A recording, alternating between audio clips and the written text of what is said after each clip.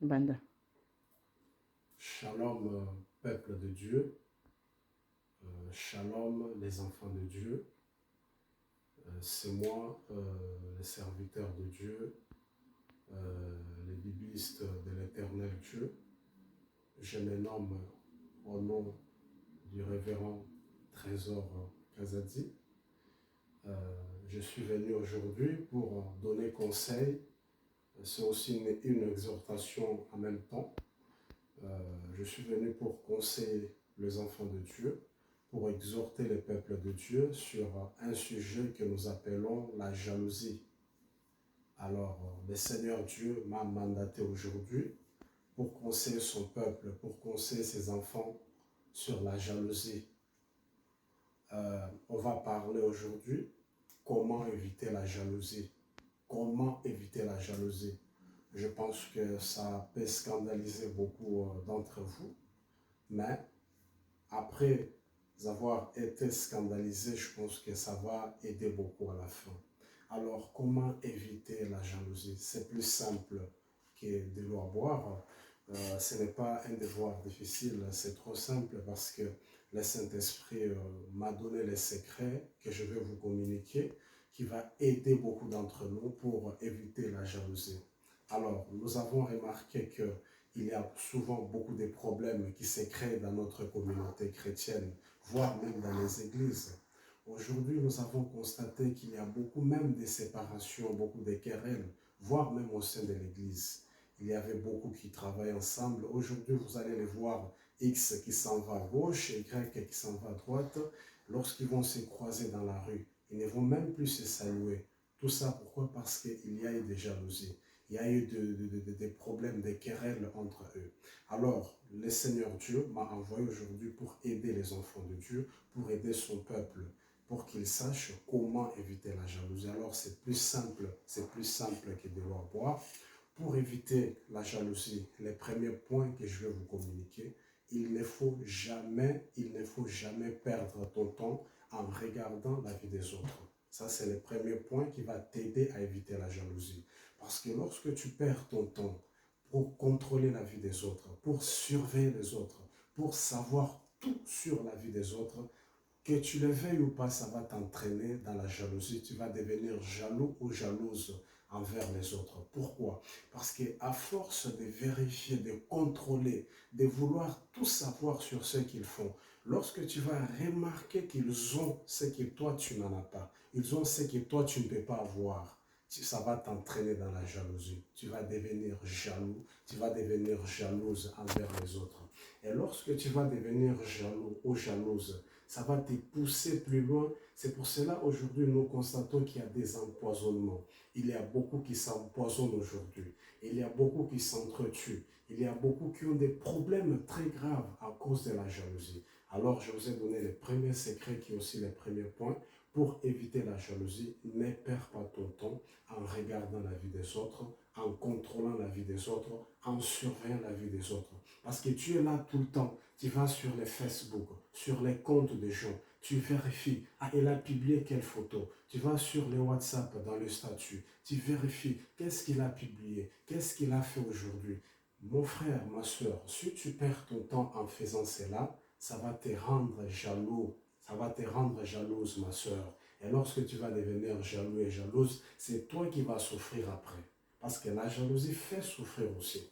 Parce qu'il y en a beaucoup qui souffrent aujourd'hui à cause de la jalousie. Parce que pendant que les autres sont chez eux, heureux, en train de se réjouir, en train de danser, ils sont dans la joie. Mais toi, la jalousie te rend esclave. La jalousie t'entraîne dans l'esclavage. Parce que je vous révèle aussi aujourd'hui que la jalousie, c'est de l'esclavage aussi. Parce que quand tu es devenu jaloux, jalouse envers les autres, tu deviens esclave de quelque chose. Alors cette chose-là, tu vas commencer à penser que de ça tout le temps. À chaque fois que tu es chez toi, tu vas penser sur ça. Ça va te revenir en mémoire à chaque fois. Et lorsque tu vas penser à ça, tu deviens esclave de quelque chose que ton frère n'est même pas au courant. En fait, tu es jaloux et jalouse de ton frère, de ta soeur.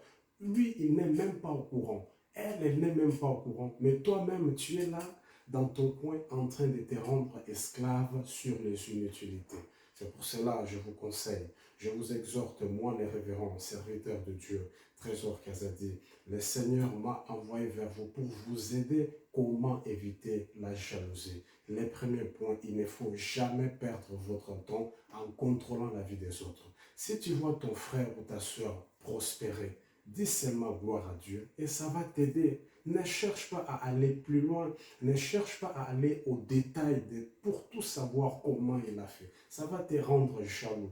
Parce que lorsque tu vas te rendre compte que tu es incapable de réaliser ce qu'ils ont fait, ça va te rendre jaloux. C'est pour cela aujourd'hui beaucoup sont allés toquer des portes même chez les féticheurs, pour jeter les mauvais sorts sur leurs frères, sur leurs sœurs, parce qu'ils se sentent incapables de faire ce que l'autre a fait. Alors pour régler ces mauvais comptes aux autres, il va toquer les portes chez les marabouts, il va aller n'importe où, il va utiliser même des poisons pour tuer l'autre. Ce n'est pas bien.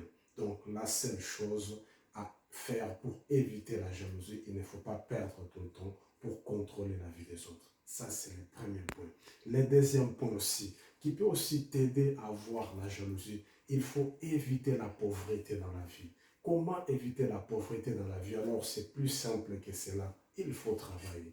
Il faut chercher du travail. Parce que lorsque tu vas travailler, lorsque tu vas gagner de l'argent, tu as ton salaire mensuellement, tu as ton salaire chaque fin du mois, tu seras heureux. Tu ne pourras plus être jaloux, jalouse de qui que ce soit parce que tu as un salaire à la fin du mois. Ça va t'éviter à devenir jaloux des autres. Voilà, ça c'est le deuxième point et le plus simple. Le troisième et le dernier point que je vais vous révéler aujourd'hui, mes frères, mes soeurs, c'est l'entourage. C'est l'entourage. Voilà, les mauvais amis. Lorsque tu te retrouves parmi les mauvaises personnes, ces mauvaises personnes peuvent t'entraîner dans des mauvaises choses. Et lorsqu'ils vont t'entraîner dans des mauvaises choses, ça va te pousser dans les jalousies. Ça va te pousser dans les jalousies. Pourquoi? Parce que lorsque tes mauvais amis là, lorsqu'ils vont te révéler certaines choses que tu ne connaissais pas, brutalement tu vas vouloir tout savoir. Lorsque tu vas vouloir tout savoir, ça va te ramener, ça va t'amener dans la jalousie. Voilà mon frère, voilà ma soeur, les 3 points que je voulais partager avec toi aujourd'hui. Je vais essayer un peu de parler de la Bible aujourd'hui avant de conclure. Nous connaissons tous l'histoire de Joseph. Joseph a connu une jalousie que nous appelons la jalousie des règlements des comptes. Voilà, c'est ça la signification de cette jalousie-là. C'est la jalousie du règlement des comptes. Bien qu'ils n'avaient rien du tout. Et tous, ils étaient chez leurs parents. Mais ses frères se sont ligués pour lui faire du mal. Il s'est retrouvé en Égypte, il n'avait rien, il était pauvre parce qu'ils étaient encore tous enfants chez leur père. Il n'avait rien. Comment ses frères pouvaient se liguer pour lui faire du mal? Parce qu'il s'agissait d'une jalousie des règlements de compte. C'était la jalousie du règlement de compte. Pourquoi? Je vais expliquer là-dessus. Il y a une certaine jalousie souvent qui arrive dans la vie des gens. C'est nous-mêmes qui sommes aussi auteurs, qui sommes auteurs de cette jalousie-là. Parce que nous n'avons pas de secrets. Nous n'avons pas de secrets des fois. Tu racontes tout aux gens. Tu ne sais pas quand tu racontes à ces gens-là ce qu'ils auront comme sentiment. Tu dévoiles tout. Tu fais confiance à qui que ce soit. Joseph était victime d'une jalousie des règlements de compte.